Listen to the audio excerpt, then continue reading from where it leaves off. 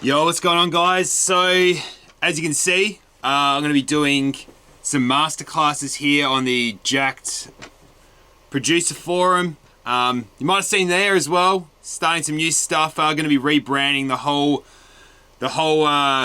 forum or group or whatever it kind of is into the Jacked Academy, which is going to be, I'm going to be doing these weekly tutorials slash masterclasses. So this week I'm going in and showing you guys how I put together my tune Reverse. But I'm just Rufio, what's going on, bro? Give us some love in the comments, and let me know if you're tuned in, what you guys are up to. I'm going to go through and show you a few things, how I did the production on this track here. If you don't know, it's the one with the big red cap, and yeah, it was a tune I made probably about a year ago, I reckon. But I'm going to break it down. So with these masterclasses, I just want to like go in and show you guys. Going to get pretty technical. Also, the masterclass is going to be available over on Patreon after all this. So let's into it. Okay. So the first thing that I want to go over in the masterclass is I'm going to show you guys some sound design stuff on the drop lead. So I'll give you a bit of a listen. I'm going to solo this for a second, and then I'll break it down, show you how I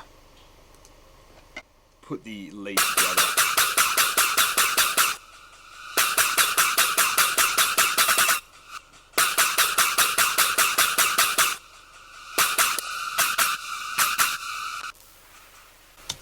So the key to this lead, there was a few layers going on, and each of them kind of does a different thing. So the first, which is the top layer, which is this sound here that I made in Serum, was a preset that I tweaked anyway.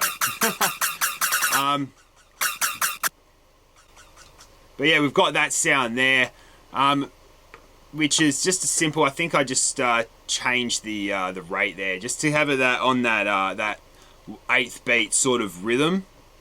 Layered it up. This layer here just gives a bit of attack and sort of has that like little, I don't know, sound that fills out the mix a bit. And then after that, we've got the which is actually just a synth shot here, which you can hear. Get the MIDI keyboard working. Fair enough, MIDI keyboard's not working today. So yeah, this sound here was actually just like a Melbourne bass sort of synth shot, which this sort of thing.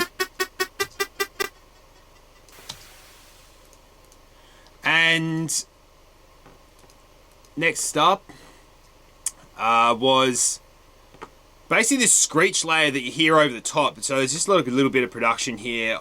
This is also Serum. This lead here, and a bit of vinyl distortion just to like give it a bit of crispiness. So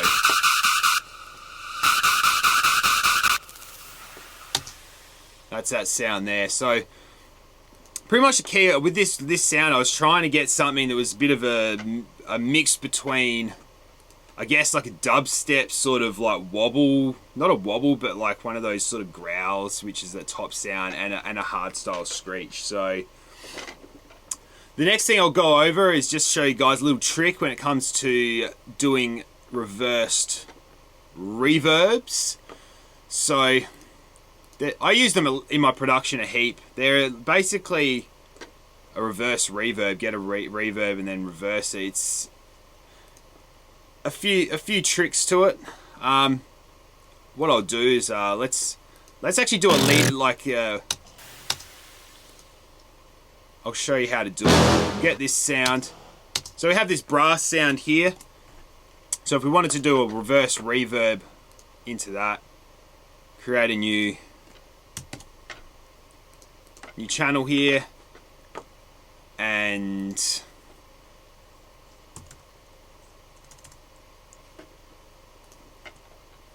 pretty much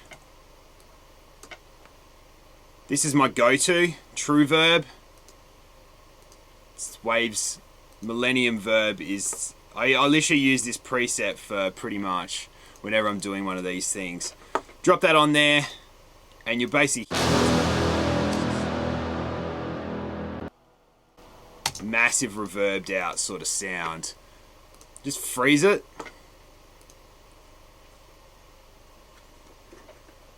And then I'll flatten the channel. And then you've kind of got this sound. So usually what I'll do is I'll cut it just before the sound comes in. Slice it here. And then reverse verb. And usually what sounds good is just a little fade in before it comes in. You chat shit, I bust your lips, so fella be smart, I reverse that quick. Something like that. So that's reverse reverb, that's how I do them anyway. Another thing in this track, this is just a little production thing, is just when you're writing your breakdowns, if you really want to fill up the sound without going and doing anything too melodic and just sort of tonally filling it up, a little trick is to run a high string over the top, and what it does is just adds some air to the sound. And you can run this in any sort of breakdown if you want to sort of fill up the top end of it. I've just run this high string here. It's kind of like a sandstorm sort of string, you know.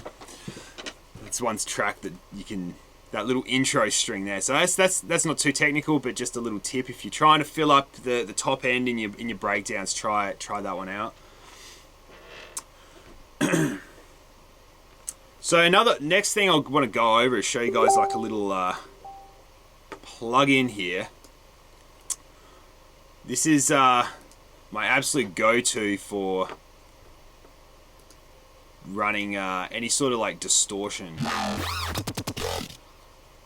So I've actually got this one here, and this is off of my old project, so I've had to reinstall it. But this distortion here, Ohmicide, it's a game changer, and just chuck it on. It's got a pretty nice looking DUI or whatever it is. And basically what I'll do is I'll just get a utility, set it up, and then sort of adjust how much signal I want to put into the distortion by just utility.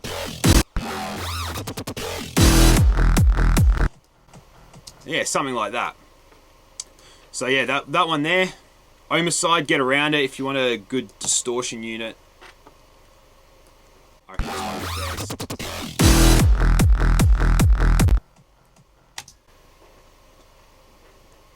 And yeah, look, I wanted to make these short and sweet, just a quick little thing. So let us know in the comments if there's anything else in the track you want me to go over and show you guys how I did. If not, wrap it up. This one will be available.